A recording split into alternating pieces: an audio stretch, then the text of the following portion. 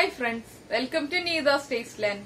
നമുക്കിന്ന് വളരെ ഈസി ആയിട്ടൊരു കറി എന്ന് പറയാൻ പറ്റില്ല, പക്ഷെ ഒരു സ്നാക്ക് എന്ന് പറയാൻ പറ്റില്ല, നമുക്ക് പല പർപ്പസിൽ യൂസ് ചെയ്യാൻ പറ്റിയ റെസിപ്പിയാണ് ഞാനിന്ന് ചെയ്യാൻ പോകുന്നത്.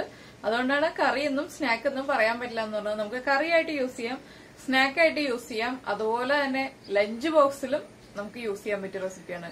കുട്ടികൾക്ക് സ്കൂളിൽ ലഞ്ച് കൊടുത്തുവിടുമ്പോൾ ലഞ്ച് ബോക്സിലും കൊടുത്തുവിടാൻ പറ്റിയ റെസിപ്പിയാണ്. ഇതിന്റെ കൂടെ 2 പീസ് ബ്രെഡോ അല്ലെങ്കിൽ ചപ്പാത്തി റോളാക്കിയിട്ട് കൊടുത്തുവിടാം, എങ്ങനെയാണെങ്കിലും ചെയ്യാം.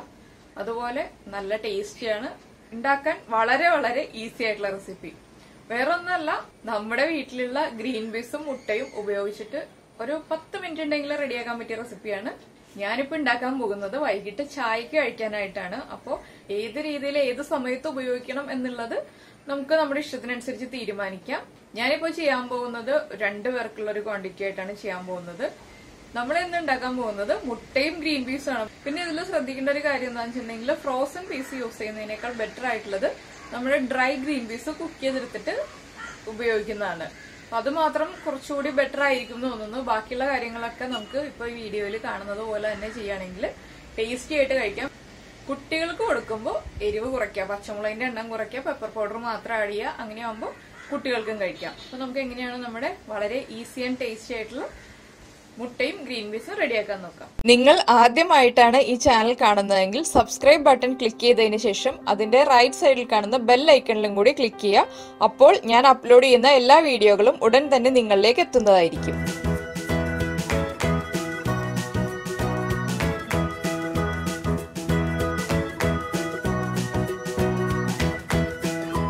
നമുക്ക് ഗ്രീൻ പീസും മുട്ടയും റെഡിയാക്കാൻ വേണ്ടിയിട്ടുള്ള ഇൻഗ്രീഡിയൻസ് നോക്കാം. ഞാനിതിപ്പോ ഡ്രൈ ആയിട്ടുള്ള ഗ്രീൻ പീസ് ഉണ്ടല്ലോ, അതൊരു 6 മണിക്കൂർ സോക്ക് ചെയ്തതിന് ശേഷം ഉപ്പും മഞ്ഞൾപ്പൊടിയും ചേർത്തിട്ട് 1 വിസിൽ വരുന്നത് വരെ പ്രഷർ കുക്കറിൽ കുക്ക് ചെയ്തു.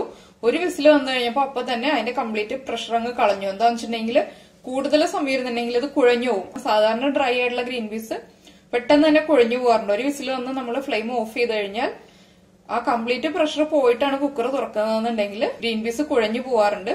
അപ്പൊ അങ്ങനെ വരാതിരിക്കാൻ വേണ്ടിയിട്ട് ആ പ്രഷർ അങ്ങ് കളഞ്ഞു. അതിനുശേഷം എടുത്തു വെച്ചതാണ്. ഇത്രയും കുറച്ച് ക്വാണ്ടിറ്റി ഗ്രീൻ പീസ് കുക്ക് ചെയ്യാൻ നോക്കിയിട്ടുണ്ടെങ്കിൽ കുക്ക് ആവില്ല. ഞാൻ ഗ്രീൻ പീസ് കറക്കി കുക്ക് ചെയ്യാൻ എടുത്തപ്പോ അതിൽ നിന്ന് കുറച്ച് പോർഷൻ എടുത്താണ്. ഇപ്പൊ ഒരു 6 ടേബിൾ സ്പൂൺ ഉണ്ട്. പിന്നെ നമ്മൾ എടുത്തിരിക്കുന്നത് 4 മുട്ട, 1 സവാള, ഒരു മീഡിയം വലിപ്പമുള്ള ഒരു സവാള, അതുപോലെ തന്നെ 3 പച്ചമുളക്. പച്ചമുളക് നമ്മുടെ എരിവനുസരിച്ച് ചേർക്കണം. 3 പച്ചമുളക് എന്ന് പറഞ്ഞാൽ അത്യാവശ്യം എരിവുള്ള പച്ചമുളകാണിത്. പിന്നെ ഉള്ളത് ഒരു ചെറിയ പീസ് ഇഞ്ചി, കുരുമുളക് പൊടി, മഞ്ഞൾപ്പൊടി, കറിവേപ്പില.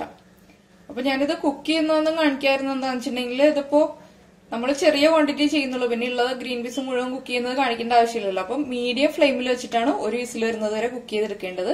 ഇനി നമുക്ക് സവാളയും ഇഞ്ചിയും പച്ചമുളകും കട്ട് ചെയ്തെടുക്കാം. അതുപോലെ തന്നെ കറിവേപ്പിലയും ചെറുതായിട്ട് കട്ട് ചെയ്തെടുക്കാം. നമ്മളിപ്പോ ഇഞ്ചിയും പച്ചമുളകും കറിവേപ്പിലയും സവാളയും മുറിച്ചെടുത്തിട്ടുണ്ട്.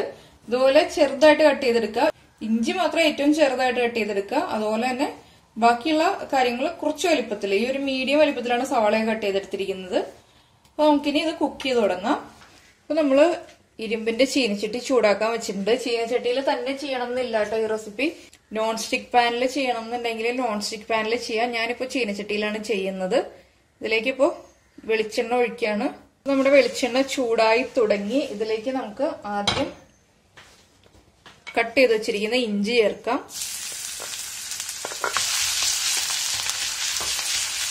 ഇഞ്ചി ചെറുതായിട്ട് കട്ട് ചെയ്താലേ നമുക്ക് ഏറ്റവും ഈസി ആയിട്ട് കുക്ക് ചെയ്തെടുക്കാൻ പറ്റുള്ളൂ. അതുകൊണ്ടാണ് ചെറുതായിട്ട് കട്ട് ചെയ്യുന്നത്.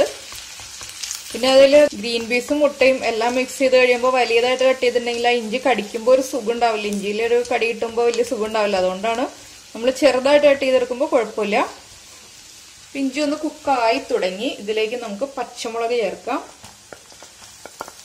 അപ്പൊ നമ്മൾ കുട്ടികൾക്ക് കൊടുക്കാൻ വേണ്ടിയിട്ടുള്ള റെസിപ്പി ആയിട്ടാണ് ഇത് ചെയ്യുന്നതെന്നുണ്ടെങ്കിൽ പച്ചമുളകിന്റെ എണ്ണം കുറയ്ക്കാട്ടോ. അധികം പച്ചമുളക് ചേർക്കണ്ട. 1 പച്ചമുളക്, അല്ലെങ്കിൽ തീരെ ചെറിയ കുട്ടികൾക്കൊക്കെ ആണെങ്കിൽ പ്ലേ സ്കൂളിൽ LKG പോകുന്ന കുട്ടികൾക്ക് കൊടുത്തിടാൻ വേണ്ടിയിട്ടാണെങ്കിൽ നമ്മൾ ഇതിൽ പച്ചമുളക് ചേർക്കണ്ട. ഇല്ലാന്നുണ്ടെങ്കിൽ കുറച്ചുകൂടി വലിയ കുട്ടികളാണെങ്കിൽ 1 പച്ചമുളക് ചേർക്കാം. പച്ചമുളക് ഒന്ന് കുക്കായി തുടങ്ങുമ്പോൾ നമുക്കിതിലേക്ക് കട്ട് ചെയ്ത് വെച്ചിരിക്കുന്ന സവാള ചേർക്കാം. അതുപോലെ തന്നെ കറിവേപ്പില. അപ്പൊ ഗ്രീൻ പീസിൽ ഉപ്പും മഞ്ഞൾപ്പൊടിയും ചേർത്തിട്ടാണ് ഞാൻ കുക്ക് ചെയ്തത്. അതുകൊണ്ട് തന്നെ ഇതിൽ കുറച്ച് ഉപ്പ് ആദ്യം ചേർത്ത്, നമ്മൾ ഗ്രീൻ പീസ് കുക്ക് ചെയ്യുമ്പോൾ ഉപ്പ് ചേർത്തിട്ടാണ് കുക്ക് ചെയ്യുന്നതെന്നുണ്ടെങ്കിൽ കുറച്ച് ഉപ്പ് ചേർക്കുക. പിന്നെ ഗ്രീൻ പീസ് ഒക്കെ കുക്ക് ചെയ്യുമ്പോൾ സാധാരണ നമ്മുടെ ഇവിടെ ലുലുവിലൊക്കെ അവൈലബിൾ ആവുന്ന ഗ്രീൻ പീസ് ആണെങ്കിൽ ഉപ്പ് ചേർത്ത് കുക്ക് ചെയ്യാണ് നല്ലത്. എന്താണെന്ന് വെച്ചിട്ടുണ്ടെങ്കിൽ ഉപ്പ് ചേർക്കാതെ കുക്ക് ചെയ്യുകയാണെങ്കിൽ സാധാരണ ഗ്രീൻ പീസ് ഞാൻ കുക്ക് ചെയ്യുമ്പോൾ കലങ്ങി പോവാറുണ്ട്, വേഗം തന്നെ കുക്കായി പോവും. അപ്പോൾ ഉപ്പ് ചേർത്ത് കുക്ക് ചെയ്യുമ്പോൾ കുറച്ചുകൂടി നമുക്ക് ആവശ്യമുള്ള ആ ഒരു ഉടഞ്ഞു പോവാത്ത രീതിയിൽ കുക്ക് ചെയ്തെടുക്കാൻ പറ്റാറുണ്ട്. അതുകൊണ്ടാണ് അത് പറഞ്ഞത്. ബാക്കി ചില സ്ഥലങ്ങളിൽ നിന്ന് വാങ്ങിക്കുന്ന ഗ്രീൻ പീസ് ഇപ്പോൾ നമുക്ക് അങ്ങനെ ഉടഞ്ഞു പോവാറില്ല. നമ്മുടെ സവാള ഇത്ര സോട്ടായാൽ മതി, ഓവറായിട്ട് സോട്ടായി പോകണ്ട. സവാള ഇടയ്ക്ക് നമുക്ക് കടിക്കാൻ കിട്ടണം, അതുകൊണ്ടാണ് ഇത്ര സോട്ടായാൽ മതി എന്ന് പറഞ്ഞത്. ഒരു 1-1.5 മിനിറ്റ് വരെ നമ്മളൊന്ന് സോട്ട് ചെയ്തെടുക്കുക, അത്രേ ഉള്ളൂ കേട്ടോ. ഇതിലേക്ക് കുറച്ച് മഞ്ഞൾപ്പൊടി, ഗ്രീൻ പീസിൽ മഞ്ഞൾപ്പൊടി ചേർത്തതുകൊണ്ട് തന്നെ കുറച്ച് മഞ്ഞൾപ്പൊടി ചേർക്കുന്നുള്ളൂ. മഞ്ഞൾപ്പൊടിയുടെ ആ റോ ടേസ്റ്റ് ഒന്ന് മാറി വരണം. കുറച്ച് പെപ്പർ പൗഡർ ആഡ് ചെയ്യുന്നുണ്ട്. പെപ്പർ പൗഡർ നമ്മൾ കൂടുതൽ ചേർക്കുകയാണെങ്കിൽ ഈ ഡിഷിന്റെ കളർ മാറിപ്പോവും. അപ്പോൾ ഇപ്പോൾ വലിയ ആളുകൾക്ക് കഴിക്കാനാണെങ്കിൽ പെപ്പർ പൗഡറിന്റെ അളവ് കുറച്ചിട്ട് പച്ചമുളകിന്റെ അളവ് കൂട്ടായിരിക്കും നല്ലത്. ഇല്ലാന്നുണ്ടെങ്കിൽ ആ കളർ നമ്മൾ ഉദ്ദേശിക്കുന്ന കളർ ആവില്ല. ഇതിലേക്ക് നമ്മൾ കുക്ക് ചെയ്ത് വെച്ചിരിക്കുന്ന ഗ്രീൻ പീസ് ചേർക്കുക. ഗ്രീൻ പീസിന്റെ വെള്ളം വേണ്ട കേട്ടോ കുക്ക് ചെയ്യുമ്പോൾ. ഗ്രീൻ പീസ് വെള്ളത്തിൽ നിന്ന് മാറ്റിയെടുക്കുക. എന്താണെന്ന് വെച്ചാൽ ഇപ്പൊ നമ്മൾ കുക്കറിൽ കുക്ക് ചെയ്ത് വരുമ്പോൾ വെള്ളം ഉണ്ടാവുമല്ലോ, അപ്പൊ അതിൽ നിന്ന് കുറച്ച് വെള്ളം ഇല്ലാത്ത പോർഷനായിട്ട് മാറ്റിയെടുക്കുകയാണെങ്കിൽ അതായിരിക്കും നല്ലത്. വെള്ളം ചേർന്ന് വരുമ്പോൾ ഇത് അത്ര പെർഫെക്റ്റ് ആവില്ല, നമ്മൾ ഉദ്ദേശിക്കുന്ന പോലെ അതങ്ങ് മിക്സ് ആയി വരില്ല. കുറച്ച് വെള്ളമൊക്കെ ആകുമ്പോൾ ഒരു കുഴഞ്ഞ പോലെയാവും. ഇതിലേക്ക് നമുക്ക് മുട്ട ചേർക്കാം. മുട്ട ചേർക്കുമ്പോൾ ഞാനിപ്പോ ജസ്റ്റ് ഇതൊന്ന് സൈഡിലേക്ക് ആക്കി വെക്കുകയാണ്, ഒന്ന് നീക്കി വെക്കുകയാണ് സൈഡിലേക്ക്. ചീനച്ചട്ടി ആയതുകൊണ്ട് തന്നെ കറക്റ്റ് സൈഡിലേക്ക് ഒന്നും നീങ്ങിയിരിക്കില്ല, അത് വീണ്ടും അങ്ങനെ തന്നെ നടുഭാഗത്തേക്ക് ആയി വരും. എങ്കിലും നമുക്ക് കുറച്ചൊന്ന് സൈഡിലേക്ക് നീക്കി കൊടുക്കാം.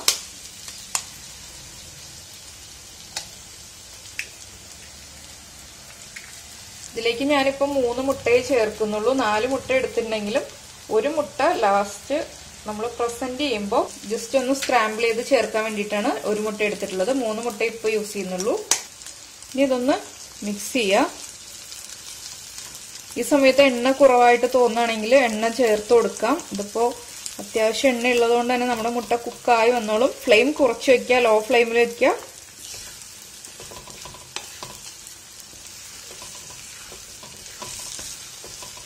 നമ്മൾ ഇതുവരെ ഉപ്പ് ചേർത്തിട്ടില്ല, ഗ്രീൻ പീസിൽ ഉപ്പ് ചേർത്തുകൊണ്ടാണ് ഇപ്പൊ ഞാൻ ഉപ്പ് ചേർക്കാതിരിക്കുന്നത്. ഇതൊന്ന് കുക്കായി വന്നതിന് ശേഷം ഉപ്പ് ചെക്ക് ചെയ്തിട്ട് ആവശ്യമാണെങ്കിൽ മാത്രം നമുക്ക് ചേർത്ത് കൊടുക്കാം.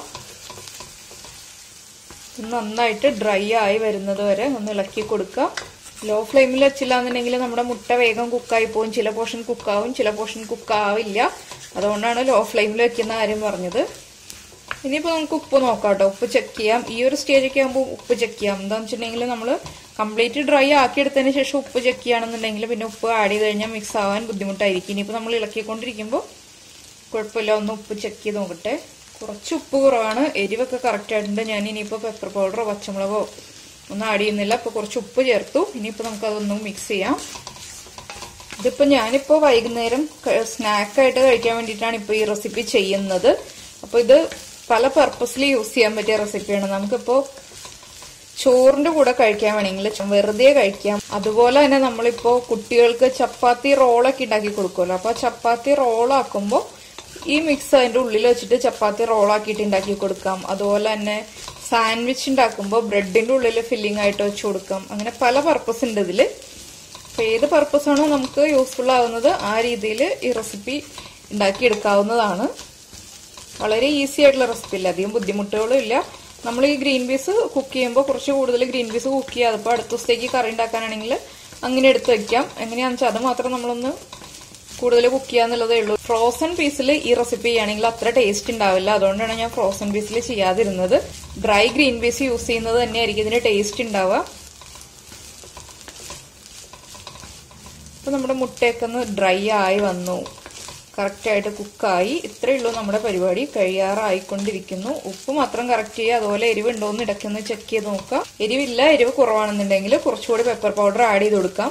അപ്പൊ നമ്മൾ വീട്ടിൽ ചെയ്യുമ്പോൾ പിന്നെ കാണാൻ ഭംഗി എന്നുള്ള വിഷയം വരുന്നില്ല എന്നുണ്ടെങ്കിൽ നമുക്ക് പെപ്പർ പൗഡർ ആഡ് ചെയ്യുന്നത് തന്നെയായിരിക്കും നല്ലത്. കഴിഞ്ഞു. ഞാനിപ്പോൾ ഫ്ലെയിം ഓഫ് ചെയ്യാൻ പോവാണ്. ഇത് ചെറിയ ചൂടോടുകൂടി തന്നെ കഴിക്കുമ്പോഴായിരിക്കും കൂടുതൽ ടേസ്റ്റ് ഉണ്ടാവുക. അപ്പോൾ ഫ്ലെയിം ഓഫ് ചെയ്തില്ല കേട്ടോ. ഫ്ലെയിം ഓഫ് ചെയ്യാൻ പോവാണെന്ന് പറഞ്ഞെങ്കിലും ഫ്ലെയിം ഓഫ് ചെയ്തില്ല. ഫ്ലെയിം ഓഫ് ചെയ്യാൻ പോകുന്നേ ഉള്ളൂ. ഇപ്പൊ നമ്മളായിട്ട് ആ സവാളയൊക്കെ ഉണ്ടല്ലോ, ഇത് കണ്ടോ, ഇതുപോലെ ഓവർ കുക്കായി പോകാത്തതുകൊണ്ട് തന്നെ അതൊക്കെ കാണാൻ പറ്റുന്നുണ്ട്.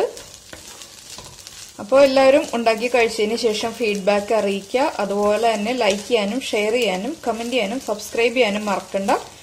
പുതിയതായിട്ട് വീഡിയോ കാണുന്ന ആളുകൾ സബ്സ്ക്രൈബ് ചെയ്യുക. സബ്സ്ക്രൈബ് ചെയ്യുന്നതിനോടൊപ്പം തന്നെ നമ്മുടെ ബെല്ലൈക്കണിലും കൂടെ ഒന്ന് പ്രസ് ചെയ്യുക. അപ്പോൾ നമുക്ക് നമ്മുടെ അടുത്ത റെസിപ്പിയുമായിട്ട് അടുത്ത ദിവസം കാണാം. Thank you.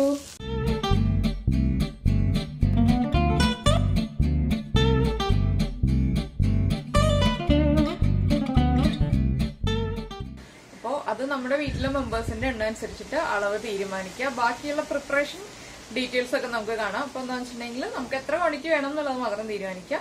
പിന്നെ എന്താ പറയാനുള്ളതെന്ന് വെച്ചിട്ടുണ്ടെങ്കിൽ നമ്മളിതില് ഞാൻ റെസിപ്പിയുടെ പേര് പറഞ്ഞില്ല. ഒരു സെക്കൻഡ്, അല്ല പറയാൻ പോണേ, ഒരു സെക്കൻഡ്.